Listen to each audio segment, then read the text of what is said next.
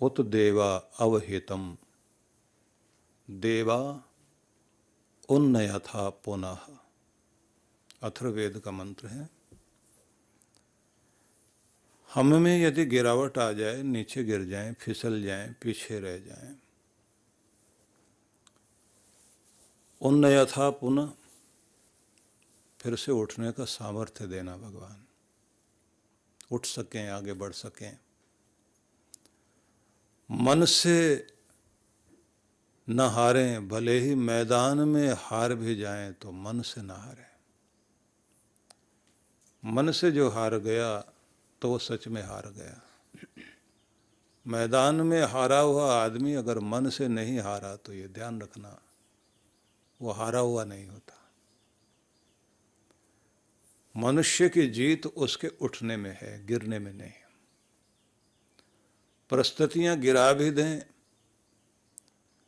तो परिस्थितियों से ऊपर उठना, यही हमारा सबसे बड़ा कौशल है, यही बुद्धिमत्ता है और यही हमारी वीरता भी है।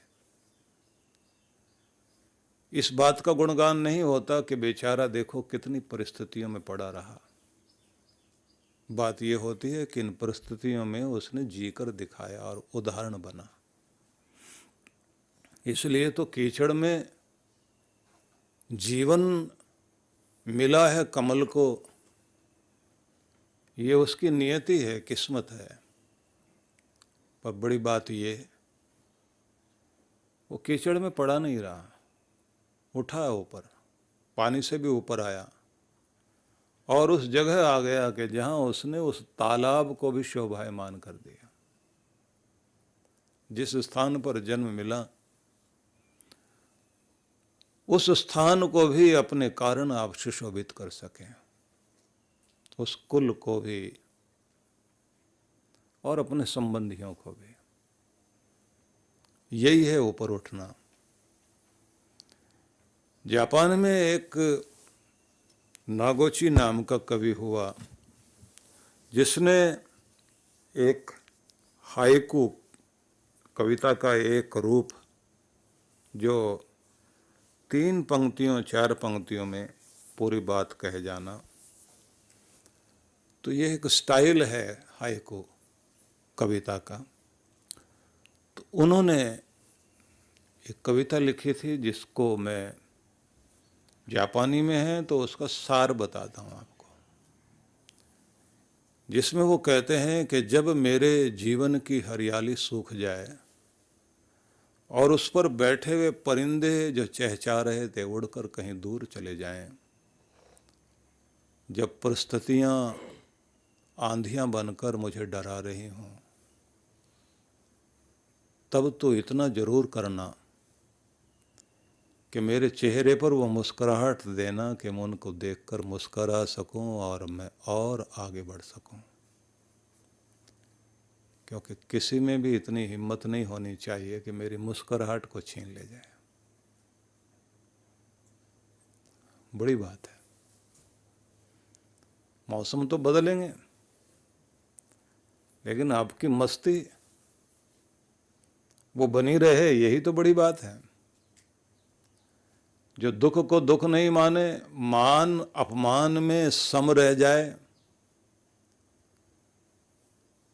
ऐसा धीर पुरुष, लगता है कि उस आदमी के अंदर एक जिंदगी है, जिंदा दिली है।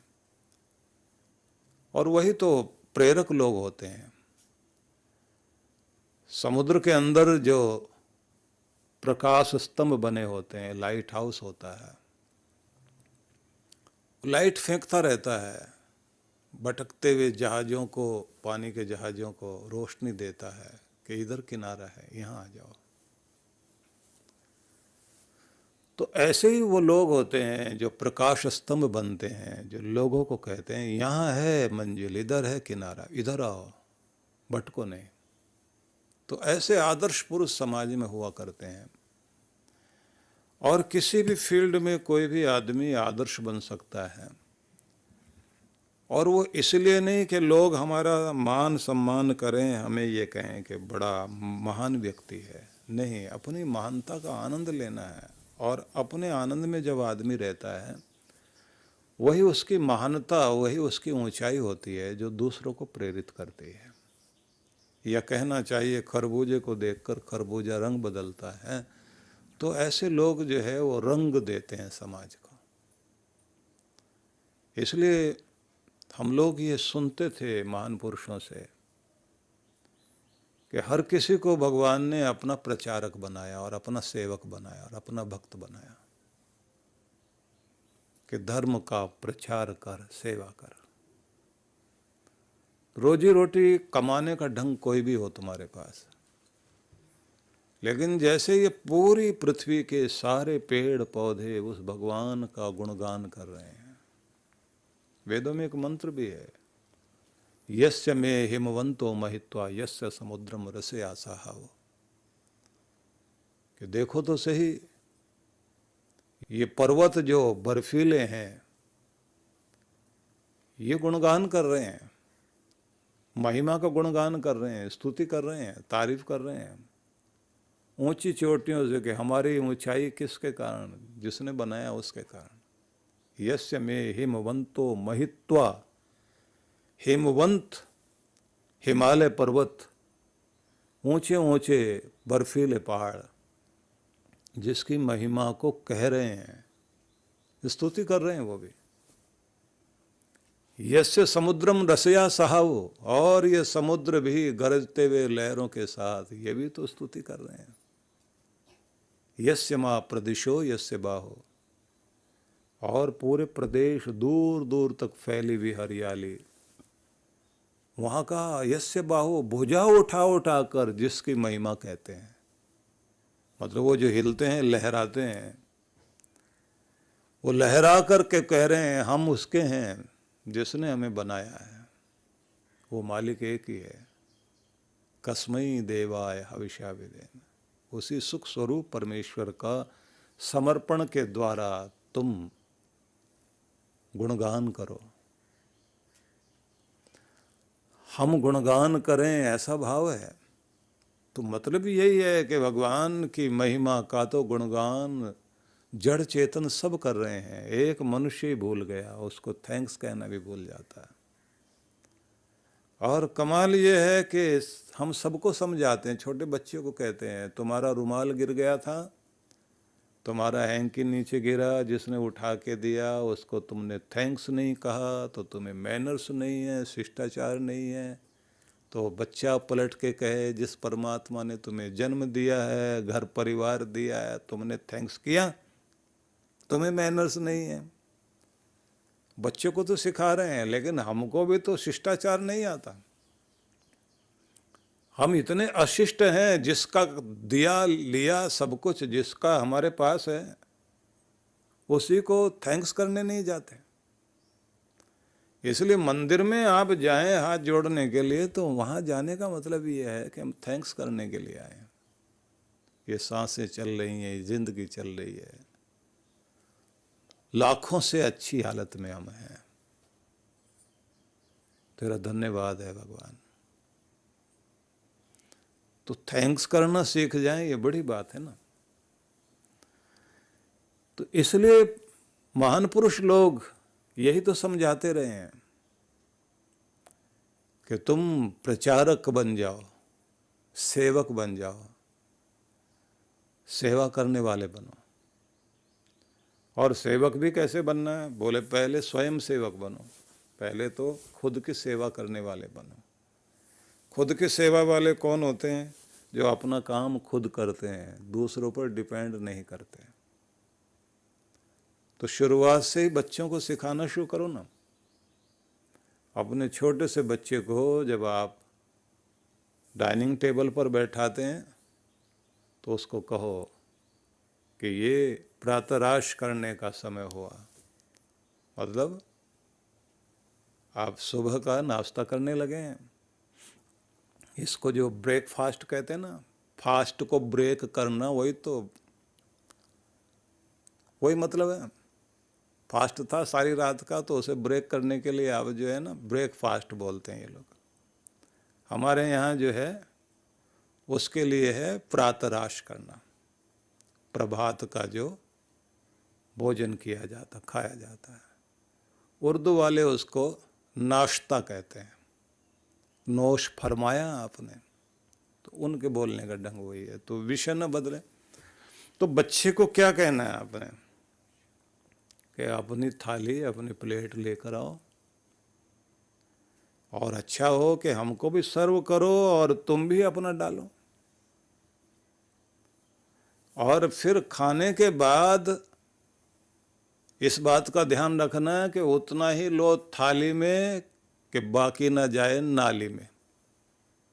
ये समझाना जरूरी है कि बेकार न जाए नाली में। तो जब ये ध्यान रहेगा तो आपने अन्न ब्रह्म का सम्मान किया। नहीं तो किसी न किसी के हिस्से को आपने उठाकर नाली में बहा दिया। और अजीब बात यह है कि फिर वो मालिक ये कहता तू इस लायक नहीं है कि तुझे आगे ये आसानी से दिया जाए। इस अन्न के लिए मोहताज होगा और इसकी कद्र तभी सीखेगा। जब कोई चीज़ नहीं होती ना तो उसकी कीमत तब पता लगती है। इसलिए अपने अन्न का सम्मान करना चाहिए। और अन्न ऊर्जा है, अन्न आयु है, अन्न से ही आपका शरीर बनता है। तो रोटी जो भी सामने आए उसे देखते ही प्रसन्न होना चाहिए। कितने सारे लोग हैं ऐसा नाक भौं सिकोड़ते हैं भोजन देखते ही, ऐसा लगता है जैसे न जाने क्या कर दिया उनके साथ में, बहुत बड़ा अत्याचार कर दिया हो। और फिर भावुकता में आकर भाषा भी तो बोलते हैं। इसी रोटी के लिए सुबह से लेकर शाम तक हम दौड़ते भागते हैं, 2 रोटी भी ढंग की नहीं दे सकते तुम लोग। ऐसे भावुक होकर बोलते हैं, ऐसा लगता है कि बहुत बड़ा अत्याचार हो चुका है उनके साथ। और खुद बनानी पड़ जाए। हम लोग विद्यार्थी थे, वो देख देख करके रोटी बनाई, भारत का नक्शा बना दिया। और उतना बनाने के बाद सेक करके एक तरफ से जल गई, एक तरफ से कच्ची रह गई। हाथ में और जो है फफोला पड़ गया। उसके बाद समझ में आया कि यह भी एक बहुत बड़ी कला है। और जो बनाता था फिर उसको हम रोज उस पाचक को, रसोइये को पाचक बोलते हैं, पकाने वाला। तो उसको हम लोग जो है रोज धन्यवाद देते थे, क्योंकि अपना हाथ जला लिया था ना। तो जो लोग हमारे लिए इतना कुछ करते हैं उनको थैंक्स करना चाहिए। तो विषय ना बदले, फिर वहीं पहुंचिए। इसलिए बच्चे को भी ये समझाना है कि अपनी थाली ले जा करके खा करके और रसोई घर में जहाँ बर्तन धुलते हैं वहाँ रख कर आओ। और बात इतनी नहीं है, फिर जिसने भोजन बनाया उसको थैंक्स करना है। उस माँ को जाकर कहना तो बहुत अच्छी है माँ, हमारे लिए इतना अच्छा खाना बनाया तुमने। वो जो उस समय आपको अपने गले लगाकर प्यार देती है, वही तो जिंदगी में याद रहता है। आपके जीवन में क्या याद रहता है? एक चिंतक ने लिखा कि अगर आदमी मरने लगे और 2 मिनट का समय हो, उससे कहा जाए कि अब तू बोल क्या चाहता है, उस समय ये कहेगा राजा बना दे मुझे। 2 मिनट में तो नहीं कहेगा। अच्छा 10 करोड़ रुपए दे दे अभी, क्या करेगा आदमी? मांग ही नहीं सकता। कुछ बहुत अच्छा खाना चाहता हूँ वो भी नहीं बोलेगा, 2 मिनट का ही तो टाइम है। वो क्या कहेगा कि जिनको मैं बहुत प्यार करता हूँ उनका चेहरा देखना चाहता हूँ और उनसे 2 बोल बोल लेना चाहता। 2 मिनट में बस यही कहना, अच्छा मैं जा रहा हूँ और कहा सुना माफ करना। वो कह सकता है कि तुम्हारी बहुत बड़ी याद, मीठी याद मेरे दिल में है और तुमसे बिछड़ने का गम है मुझे। मतलब क्या याद करेगा वो? वही जिनको बहुत प्यार करता है। तो क्या समझ में आया? दुनिया में सबसे ज्यादा कीमती क्या हो सकता है? आपका प्यार। और वो वही करेंगे जिन्होंने उस प्यार से जीना सीखा हो, अपने गुरुजनों से, माता पिता से, उस वातावरण से जिन्होंने प्यार सीखा। और उस प्यार को फिर निष्ठा में बदलना चाहिए, वफादारी में। तेरे हो गए तो हो गए, आप किसी के नहीं हो सकते। और इसका तरीका वही है, बुल्ले शाह ने लिखा हुआ है ना एक जगह, राती जागण भगत कावण राती जागण कुत्ते। वो बड़ा अच्छी कॉफ़ी है उनकी, बुल्ले शाह की काफ़ी है, कि जो रात को जागते हैं और भगवान का नाम लेते हैं कि वो तो भक्त कहलाते हैं।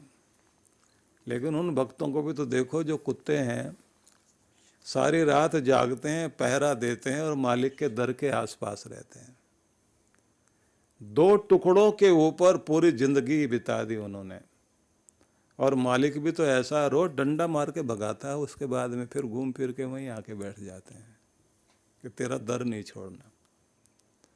कि इसलिए वफादारी में उसका बहुत बड़ा स्थान है। और किसी को कुत्ता कह दिया जाए तो इससे बड़ी गाली नहीं है।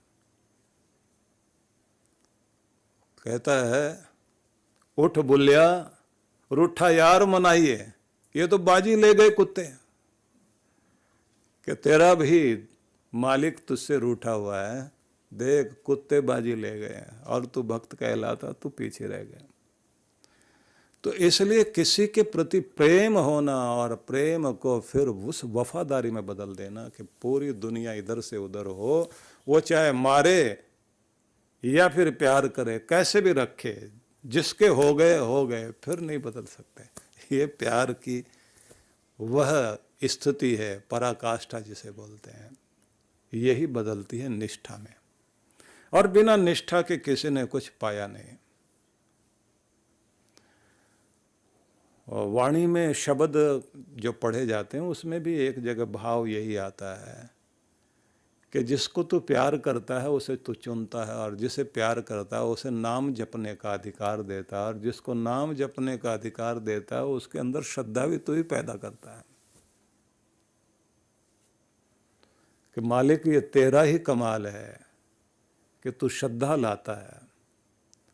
और जब श्रद्धा लाता है तो व्यक्ति जैसे सूरज की परिक्रमा कर रहे हैं सब ये ग्रह नक्षत्र, तो फिर वो तेरी परिक्रमा में बंध जाता है। तो इसलिए मैंने आपसे कहा था कि हमें ये मैनर्स तो आने ही चाहिए कि हम धन्यवाद कर सकें, क्योंकि यहीं से तो शुरुआत किया था ना हमने कि हमें बच्चे को सिखा रहे हैं धन्यवाद करना, लेकिन हम तो खुद ही अशिष्ट हो गए हैं, अपने प्रभु का धन्यवाद नहीं करते। उसका धन्यवाद करना सीख जाएं और उसका गुणगान करना सीख जाएं, क्योंकि मैंने आपसे कहा था कि महान पुरुषों ने कहा कि तुम प्रचारक बनो, तुम स्वयं सेवक बनो, और स्वयं सेवक बनने के साथ प्रभु के सेवक बनो। तो स्वयं सेवक वो होता है जो अपना काम खुद करता है और दूसरों को सेवा के लिए नहीं बोलता कि तुम मेरी सेवा करो, ना माँ से कराएगा ना पिता से कराएगा। ये और भगवान वैसे अवसर देते हैं। अगर आपने निश्चय कर लिया कि नहीं मुझे कोई सहारा और सहायता नहीं लेनी, तो अपने आप भगवान कृपा करने लगते हैं। तो विषय ना बदले, हम लोग इधर उधर ना जाएं। तो आगे फिर हम लोग एक शब्द और समझ लें जो पहले मैंने बोला था कि हम गिर भी जाएं तो हमें उठने का सामर्थ्य देना भगवान। उत्गस्य चक्रुषम देवा देवा जीव यथा पुनः। ये शब्द और भी बहुत प्यारे शब्द हैं कि हमारी जीवनी शक्ति हमें फिर से लौटा दो। क्योंकि जब आदमी के अंदर जीवनी शक्ति का अभाव हो जाता है तब वो गिरकर गिरा ही रह जाता है, फिर उठता नहीं। उठेगा वही जिसके अंदर वो जिजीविषा होती है, जीने की इच्छा होती है। महात्मा बुद्ध चले जा रहे थे तो कुछ समझा रहे थे, वो शिष्य साथ साथ थे। तो उन्होंने एक शब्द कहा कि देखो आनंद, जीवनी शक्ति व्यक्ति की प्रबल होनी चाहिए, फिर परिस्थितियां नहीं तोड़ सकती और रोग उसको हरा नहीं सकते। और दुनिया तुम्हारा कुछ भी करे फर्क नहीं पड़ेगा। तो कुछ ऐसे भाव समझाते जा रहे थे। तो आनंद ने एक छोटा सा पीपल का पौधा था, उसको उखाड़ लिया और मिट्टी पर डाल दिया और बोले, प्रभु इसकी जीवनी शक्ति के संबंध में बताइए, ये जिएगा क्या? कि मैंने भी खेल खेल में इसको उखाड़ दिया। तो उन्होंने उसकी जड़ को देखा, जड़ टूटी भी नहीं थी, जड़ पूरी की पूरी निकली, और जड़ को हवा नहीं लगनी देनी चाहिए। उस जड़ पर मिट्टी लगती रहे और पौधे के जो तना है और पत्ते हैं उस पर हवा, उसी के ऊपर जो है सूरज की किरणें आए तो अच्छा। लेकिन वो फेंक दिया ऐसे, और जहाँ फेंका गया वहाँ मिट्टी उखड़ी पड़ी हुई थी, उस जगह पर गिरा दिया। बुद्ध ने कहा इसकी जीवनी शक्ति बड़ी प्रबल है, इसको जीना चाहिए। सद्गुरु श्री सुधांशु जी महाराज द्वारा मानव सेवा को समर्पित संस्था विश्व जागृति मिशन वर्ष 1991 से धर्म, समाज एवं मानवता की सेवा में संलग्न है।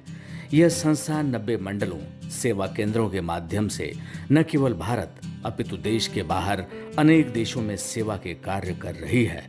संस्था की स्थापना से लेकर अब तक विगत 30 वर्षों में जहां लोगों को सन्मार्ग पर प्रेरित करने के उद्देश्य से गुरुवर ने 7000 से अधिक प्रवचन दिए हैं, वहीं देश के राज्य की राजधानियों व प्रमुख नगरों में लगभग 40 आश्रम, 25 मंदिर, सत्संग भवन व ध्यान साधना केंद्रों का निर्माण हुआ है। दिल्ली में करुणा सिंधु धर्मार्थ अस्पताल एवं फरीदाबाद के आरोग्य धाम अस्पताल में लाखों जरूरतमंद रोगियों का उपचार व ऑपरेशन किया गया है। अनाथ गरीब बच्चों के लिए सूरत में अनाथाश्रम, दिल्ली एवं कानपुर में गुरुकुल, फरीदाबाद में ज्ञानदीप विद्यालय, मुरादाबाद में सृजन प्राइमरी स्कूल, झारखंड के रुक्का खूंटी गांव में आदिवासी बच्चों के लिए 2 पब्लिक स्कूल समेत दिल्ली में उपदेशक महाविद्यालय भी बनाया गया है। इन शैक्षणिक संस्थाओं में लगभग 2500 बच्चों को शिक्षित व संस्कारित किया जाता है। दिल्ली के आनंदधाम आश्रम में जहां वृद्धाश्रम एवं वानप्रस्थ संचालित हैं, वहीं आश्रम की कामधेनु गौशाला में 125 गौओं की सेवा की जाती है। कामधेनु गौशाला की तरह ही देश के प्रमुख नगरों में 7 अन्य गौशालाएं भी संचालित हैं। साथ ही पूजा पाठ, यज्ञ अनुष्ठान से लोगों में धार्मिक भावना जागृत की जाती है। ओम अग्नये सप्तजिह्वाय स्वाहा, ओम अग्नये हव्यवाहनाय स्वाहा, ओम अग्नये शोधनजाताय स्वाहा। गरीब जरूरतमंद महिलाओं को सक्षम बनाने के लिए जहां कई तरह के प्रशिक्षण दिए जाते हैं, वहीं गरीब कन्याओं के विवाह में सहयोग भी किया जाता है। प्राकृतिक आपदा जैसे कि बाढ़, भूकंप, तूफान आदि में जहां मिशन द्वारा प्रधानमंत्री राहत कोष में सहयोग किया जाता है, वहीं जैसे वर्तमान में चल रही महामारी कोरोना संकट काल में जरूरतमंदों को भोजन, राशन किट व सांसों के संकट से जूझ रहे जरूरतमंद मरीजों को देश विदेश से मंगाकर ऑक्सीजन कंसंट्रेटर बांटे गए। मानव सेवा को ईश्वर भक्ति मानते हुए सेवा परमो धर्म के भाव से विश्व जागृति मिशन के सेवा कार्य निरंतर जारी हैं। आइए मिशन के सेवा पथ पर बढ़ते कदमों में कदम से कदम मिलाकर चलें और मानवता की सेवा में दान सहयोग कर पुण्य के भागीदार बनें।